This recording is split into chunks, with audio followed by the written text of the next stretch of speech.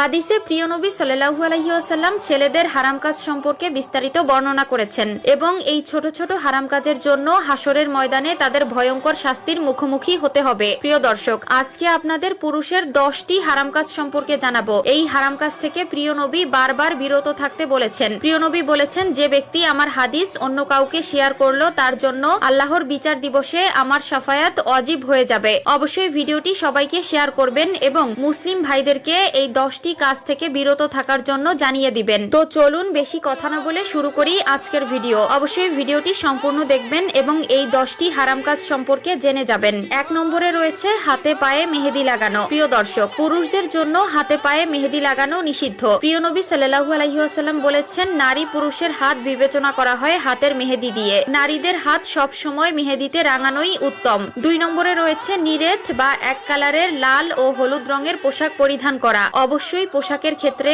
এই বিষয়ে সতর্ক থাকবেন। 3 নম্বরে রয়েছে ফ্যাশনের জন্য নাক কান ফোরানো। আজকাল অনেক ছেলেদেরকে দেখা যায় নাক কান ফোরানোর মাধ্যমে নিজেকে স্মার্ট দাবি করে, যা ইসলামে একদম নিষিদ্ধ ও পুরুষদের জন্য হারাম কাজ। অবশ্যই এ বিষয়ে সতর্ক থাকবেন। 4 নম্বরে রয়েছে প্রাপ্ত বয়স্কদের হাফ প্যান্ট পরা। হাফ প্যান্ট বলতে হাঁটুর উপরের কাপড়কে বোঝানো হয়েছে। 5 নম্বরে রয়েছে চুল দাড়িতে কালো রং করা। প্রিয় দর্শক, আজকাল অনেক পুরুষদেরকে দেখা যায় চুলে দাড়িতে কালার করতে, যা ইসলামে একদম নিষিদ্ধ ও হারাম কাজ। বয়সের সাথে সাথে চুল দাড়ি সাদা হয়ে যাবে, এটাই প্রকৃতির নিয়ম। কিন্তু প্রকৃতির এই নিয়মকে তুচ্ছ করে নিজেকে অন্য রূপে বানানো ইসলামে জায়েজ নয়। অবশ্যই এ বিষয়ে সতর্ক থাকবেন। 6 নম্বরে রয়েছে স্বর্ণ ব্যবহার করা। পুরুষদের জন্য স্বর্ণ ব্যবহার করা জায়েজ নয়। অবশ্যই এ বিষয়ে সতর্ক থাকবেন এবং এই হারাম কাজ থেকে নিজেকে বিরত রাখবেন। 7 নম্বরে রয়েছে টাকনুর নিচে প্যান্ট পরা অথবা জুব্বা পরিধান করা। 8 নম্বরে রয়েছে সিল্কের কাপড় পরিধান করা। প্রিয় দর্শক, আরো একবার বলেছিলাম, পোশাকের ক্ষেত্রে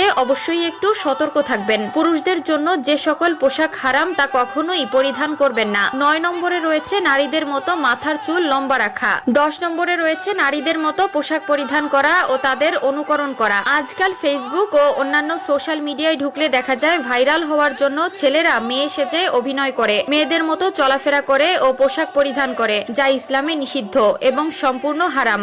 এই সকল লোক কখনোই আল্লাহর নবীর শাফায়াত পাবে না। আল্লাহ পুরুষকে পুরুষের মর্যাদা দিয়েছে এবং নারীকে নারীর মর্যাদা দিয়েছে। তাই আল্লাহ যাকে যেমন বানিয়েছে তাতেই শুকরিয়া করা উচিত। আল্লাহ আমাদের সবাইকে সঠিক বুঝ দান করুক। আমিন।